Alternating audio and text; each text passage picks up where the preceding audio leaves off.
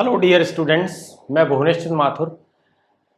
हमने बात की थी इससे पहले वाले वीडियोस में कि जितनी भी क्रांति देखी गई हैं सब आइडियाज़ की वजह से आती हैं।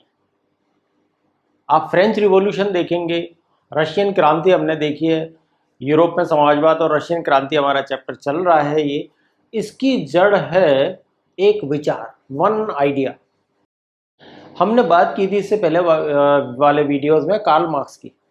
To each according to his needs, to each according to his abilities। यानी उनका कहना था, दास कपिताल नाम की किताब जो उन्होंने लिखी थी उसमें ये बात आई थी कि सबको उनकी योग्यता के आधार पर मिलना चाहिए। क्या क्या चीज़, क्या क्या मिलना चाहिए? To each according to his needs, to each according to his abilities. मतलब ये हो गया आर्थिक रूप से, सामाजिक रूप से, राजनीतिक रूप से, सोशली, इकोनॉमिकली, पॉलिटिकली जो देश से मिलना चाहिए वो योग्यता के आधार पर मिलना चाहिए। ठीक है, इतनी बात हम समझ जाएंगे तो आगे का हमारा ये परिदृश्य जो है ये हमको बहुत सरलता पूर्वक समझ में आ जाएगा। हिस्ट्री में मैंने आपको कहा हिस्ट्री बहुत इंटरेस्टिंग होती है और आप स्टेप बाय स्टेप जो भी हमको फैक्ट, फिगर, स्टेटमेंट जो हम सुन रहे हैं, जो हमारे पास बुक है उसके अकॉर्डिंग हम सीरियल बाय सीरियल एक के बाद एक देखते चलें, उसी सीरीज में हम समझ लें। मैं हमेशा कहता हूँ याद करने की कोशिश नहीं करनी चाहिए, समझ जाएंगे, बेसिक कंसेप्ट क्लियर हो जाएंगे तो ये आपको आगे तक याद रहेगा। बोल्शेविक अब की बार निजी संपत्ति की व्यवस्था के लिए पूरी तरह खिलाफ थे। ये क्या चाहते थे कि कुछ भी निजी नहीं हो, सब चीज गवर्नमेंट की हो, ये नहीं चाहते थे। इनकी चाहत थी कि हर चीज सरकारी हो। ये बात क्लियर कर लीजिए। ज्यादातर उद्योग और बैंक, इंडस्ट्रीज और बैंक 1970 में इनका नेशनलाइजेशन कर दिया गया। दूसरी चीज तो ये पॉलिसी स्टार्ट हो गई कि हर चीज राष्ट्रीय है, सरकारी है, हर चीज पर सरकारी नियंत्रण है। इस बात को आप दिल में गांठ बांध के रख लीजिए कि रशिया कैसा है, हर चीज सरकारी नियंत्रण में है, चाहे वो मकान, जमीन, जायदाद, खेत, कुआं, कुछ भी है। ठीक है, पहले ये बात समझ लीजिए। इनका स्वामित्व और प्रबंधन यानी ओनरशिप और मैनेजमेंट अगर इंग्लिश में समझना चाहते हैं किसके हाथ में आ गया? गवर्नमेंट के हाथ में आ गया। और क्या हुआ? जमीन को सामाजिक संपत्ति घोषित कर दिया गया। ये किसी के भी पिताजी की नहीं है, सरकार की है। देख लीजिए, सामाजिक संपत्ति यानी मेरी भी है, आपकी भी है। चरागाह है ना, पार्क है, खेत है, खलियान है, जंगल है, मेरा भी है, आपका भी है, सरकार का है वो। मैं भी यूज कर सकता हूँ, आप भी यूज कर सकते हैं, किसी के नाम नहीं रहा हो। और तो और क्या हुआ? किसानों को सामंतों की जमीनों पर कब्जा करने की खुली छूट दे दी। सामंत वापस हम अंडरलाइन कर लेते हैं। सामंतों यानी जमींदार, इनको बिल्कुल पसंद नहीं थे। ये कहते थे कि फैक्टर्स ऑफ प्रोडक्शन क्या है, हमने पढ़ा वो लैंड, लेबर, कैपिटल, एंटरप्रेन्योर, ये किसी के हाथों में ना हो। उत्पादन के क्या कहते हैं? फैक्टर्स ऑफ प्रोडक्शन, किसी के हाथ में नहीं हो, सब सरकारी कर दो, सबको समाज में रहने दो, सबको बराबर अधिकार दे दो। ठीक है, खुली छूट दे दी आपको, जो अच्छी लग रही है जमीन ले लो, जाके अपने नाम हो जाएगी वो, है ना। नाम तो होगी नहीं, आप तो सीधे अपने उस पर काम शुरू करो, दैट्स ऑल। शहरों में भी देख लीजिए क्या किया, शहरों में क्या किया, लाल कलर ही ठीक है क्योंकि क्रांति का टॉपिक है। शहरों में बोल्शेविकों ने मकान मालिक हैं, बिल्डिंग है, भाई कितने आदमी हो, 4 जने, 5 जने, 10 जने, उसके अकॉर्डिंग आप रूम से ले लीजिए। अब रहे आपके पास 90 कमरे, तो उनको क्या करोगे? उनको बांट दिया। जो बेघरबार लोग हैं, जरूरतमंद हैं, जिन पे रहने को जगह नहीं है, ठंड पड़ती है भाई यहाँ पे, उनको दे दिए, वो लोग आके इसमें रहेंगे। तो ये स्लाइड हमको ये कह रही है बोल्शेविक्स ने क्रांतिकारी कदम उठाए। माय डियर स्टूडेंट्स, हिस्ट्री को स्टेप बाय स्टेप, और वो भी रशियन रिवॉल्यूशन बहुत पीसफुल हुआ था, ये 100 लोगों की जान गई थी, आपने देखा है। कई इतिहासकार इसको ब्लडलेस भी कहते हैं। खैर, सोवियत टोपी बहुत फेमस हो गई, एक प्रतियोगिता रखी गई कि कैसी ड्रेस जो बदली जा रही है कैसी रखें। तो ये कैप जो आप देख रहे हैं फौजी की, और यूनिफॉर्म भी बदल दी गई। आगे देखिए, रिच क्लास जो था अभिजात्य वर्ग यानी रिच क्लास को कहते हैं, इनके जो पुरानी जो पोस्ट जो पदवियां मिली हुई थी इस पे रोक लगा दी। जैसे हम लोग कॉमनली कहते हैं ना, सर, नाइट, ड्यूक, अर्ल, आपने सुना होगा, ये ब्रिटेन में बड़े कॉमन है। ऐसे नाम यहाँ भी होंगे, कोई कुछ नहीं है, सीधा नाम है भुवनेश चंद्र माथुर, आशीष सिंह, कोई राजा न कोई रानी, सब बराबर है। ये काम हो गया, बहुत इजी।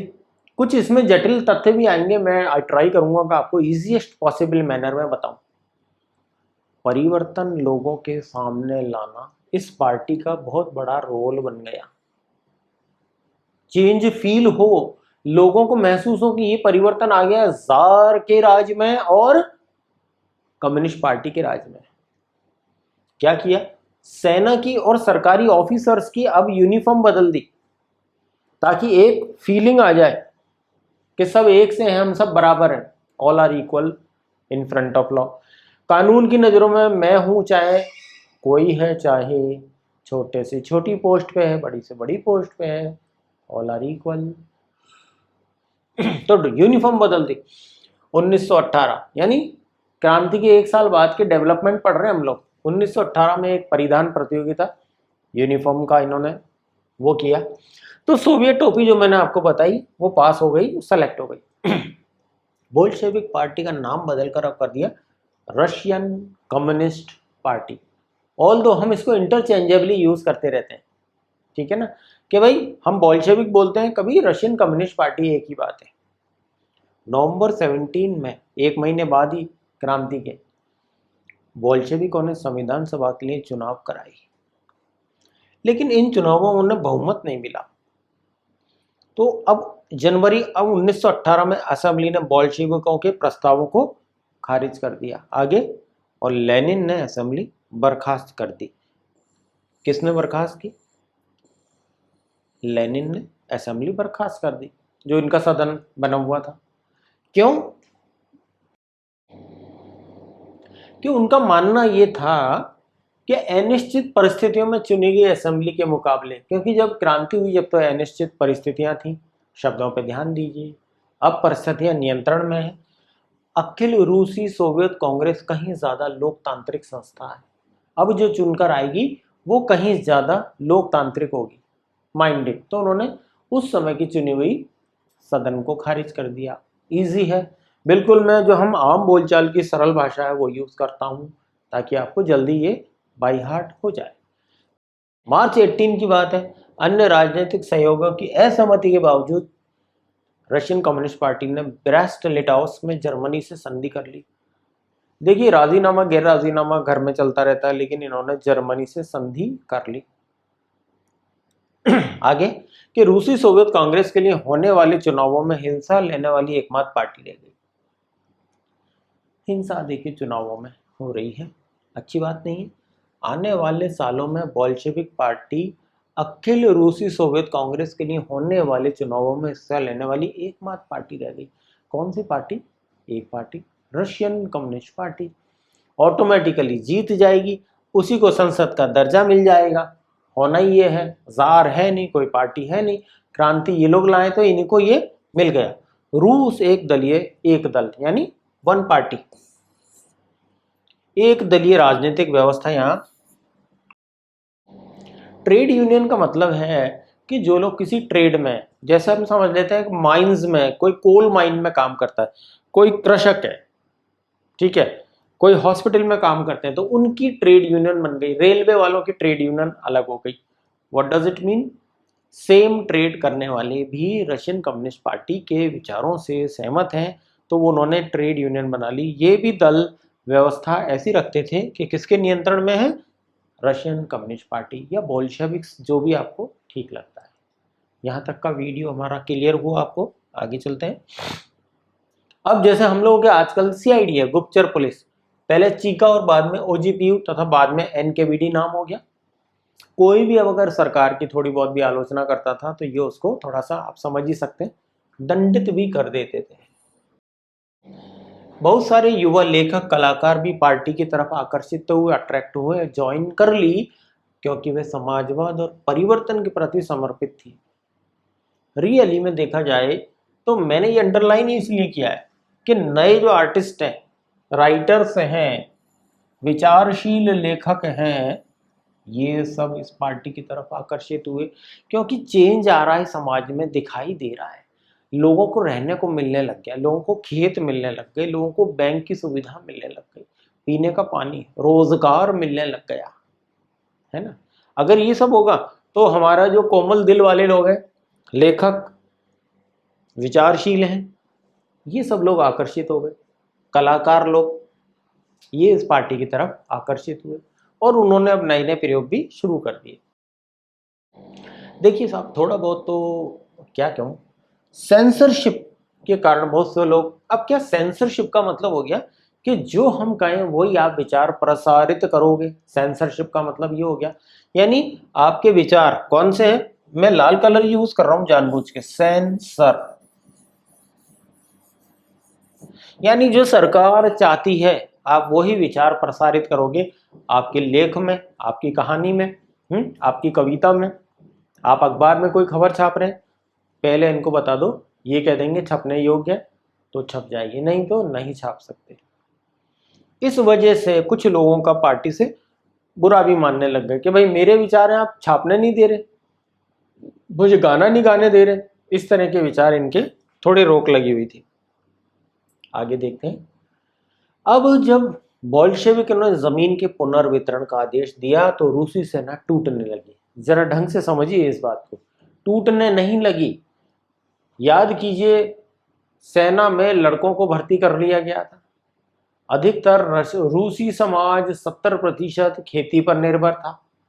अब जब लड़के और युवा वर्ग अगर फौज में लड़ने गए हुए हैं और उनको अगर ये समझ में आएगी कि अब गांव में हमारे जमीनों का पुनर्वितरण शुरू हो चुका है, तो वो फौज की ड्यूटी छोड़ छोड़ के गांव लौटेंगे कि नहीं लौटेंगे। वही हुआ और कुछ नहीं हुआ।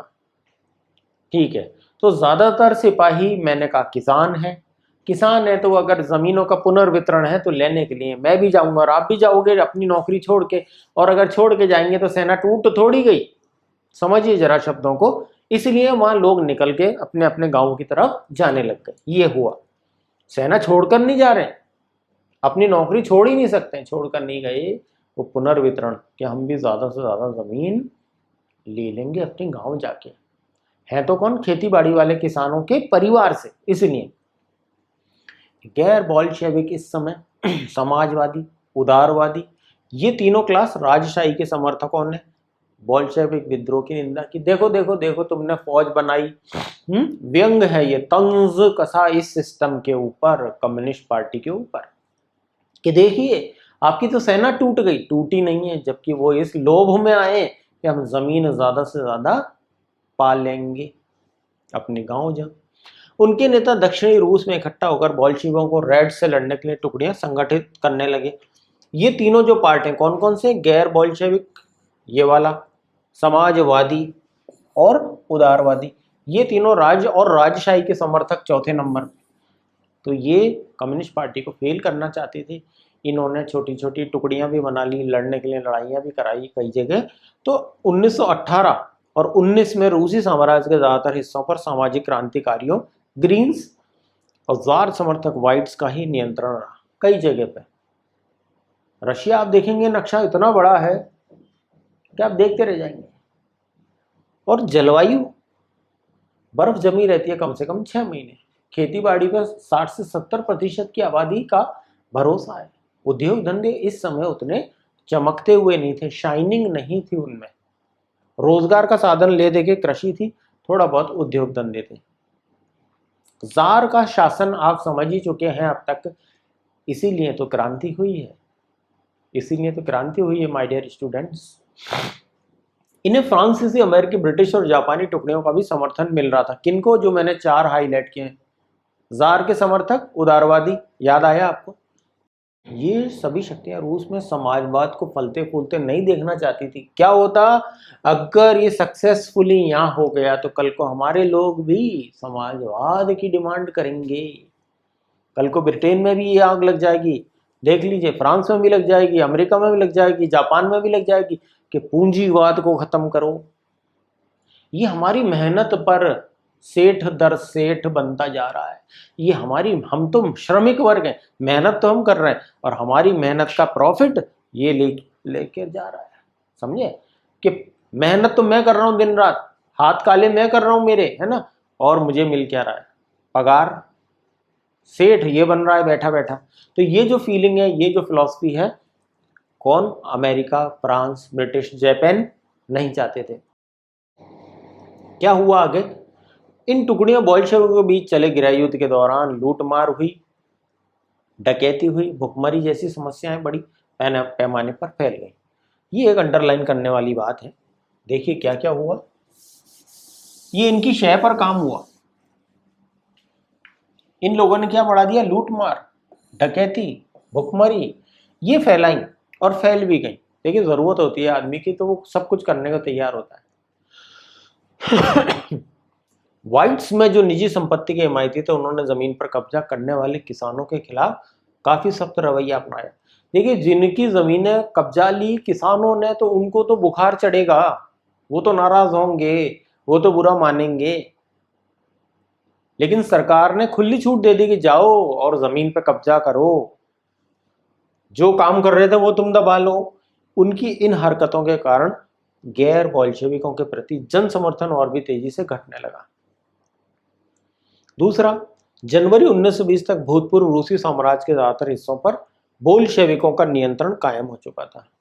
मतलब 2-3 साल में 1917 से अगर चलते हैं, 2-2.5 साल में जो भी पीरियड है, बोल्शेविक्स यानी रशियन कम्युनिस्ट पार्टी का कंट्रोल रशिया में बहुत अच्छे खासे स्तर पर पहुंच चुका था।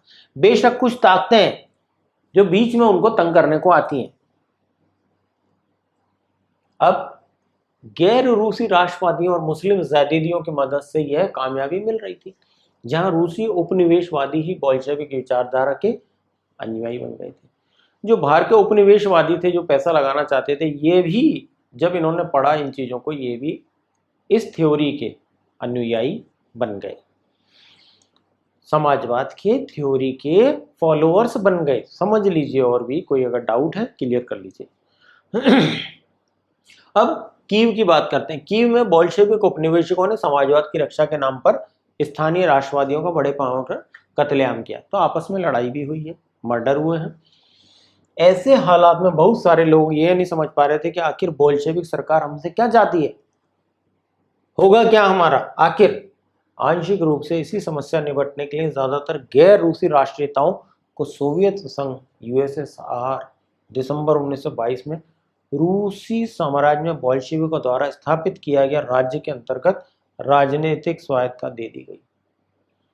अब जो थोड़े बहुत विद्रोह हुए, थोड़ा बहुत रशियन कम्युनिस्ट पार्टी ने भी फ्लेक्सिबिलिटी अपनाते हुए यूएसएसआर सोवियत संघ बन गया, तो थोड़ी सी पॉलिटिकल फ्रीडम दे दी इन लोगों को जो कि विद्रोह भड़का रहे थे। मर्डर हो गए। इससे सीख लेके रशिया की सरकार ने थोड़ा सा फ्लेक्सिबल हो गए कि थोड़ा बहुत आप अपने विचार रख सकते हो, थोड़ा बहुत आप लिख सकते हो। ऑपोजिशन यानी पहले तो ये विरोध बिल्कुल बर्दाश्त नहीं कर रही थी ये पार्टी, लेकिन अब थोड़ा नरम रवैया अपनाया, क्योंकि बोल्शेविकों ने स्थानीय सरकारों पर कई अलोकप्रिय और सख्त नीति जैसे घुमंतुवाद की रोकथाम की कड़ी कोशिशें थोप दी। देखिए कोई भी परिवर्तन आता है तो अपने साथ अपने नियम कायदे लाता है, अपने रूल्स तो आएंगे ही। अब कम्युनिस्ट पार्टी के अपने खुद के रूल्स हैं। घुमंतुवाद को रोका उन्होंने कि इधर से उधर आना जाना बंद करो, और राष्ट्रीयताओं का विश्वास जीतने के प्रयास आंशिक रूप से ही सफल हो पाए। खुद मानते हैं कि ये जो बात है कि ये राष्ट्रवाद की बात है ना, राष्ट्रीयताओं, नेशनलिस्ट, मतलब जो घोर अपनाते हैं कि कम्युनिस्ट पार्टी है ना, उसके सदस्य जो दिल जीतना चाहते थे, लोगों का दिल जीतना चाहते थे समाजवाद लाके, वो जो प्रयास हैं वो 100% सफल नहीं हुए। मैं भी यही कह रहा हूं कि वो, और बुक भी यही कह रही है कि इनके प्रयास 100% सक्सेसफुल नहीं हुए। कोशिश चल रही है। रशिया की क्रांति हुए अभी 1917 में हुई, 18, 19, 20, 21, 22। हमने क्या देखा है? 4-5 साल की घटनाओं का क्रम देखा है। हमने क्या देखा है कि 1900 अक्टूबर से लेके हम आ गए सन 1922 तक। तो भाई जार के जो रिश्तेदार हैं, जार के समर्थक हैं, पूंजीपति या पैसे वाले हैं, धनिक वर्ग है, ठीक है। उपनिवेशवाद भी होता है कि बाहर के लोग आके व्यापार करना चाहते हैं, वो लोग भी हैं। वो इस विचार को फलता फूलता होता नहीं देखना चाहते थे, ठीक है। अब एक राजनीतिक प्रेशर बन गया आरसीपी के ऊपर, है ना, रशियन कम्युनिस्ट पार्टी। तो उन्होंने कहा लो चलो थोड़ा सा पॉलिटिकल फ्रीडम हम दे देते हैं। So with this I wish you a good luck. Chapter बार बार पढ़िए, बहुत इंटरेस्टिंग है। एक और क्रांति आने वाली है आपके, तो क्रांति करने में बहुत मजा आता है, लेकिन कष्टकारी भी होती है क्रांति। विद दिस वर्ड्स मैं आपको कार्ल मार्क्स की याद दिलाऊंगा। एक बार वापस से इस वीडियो को देखिए, अच्छी तरह से देखिए।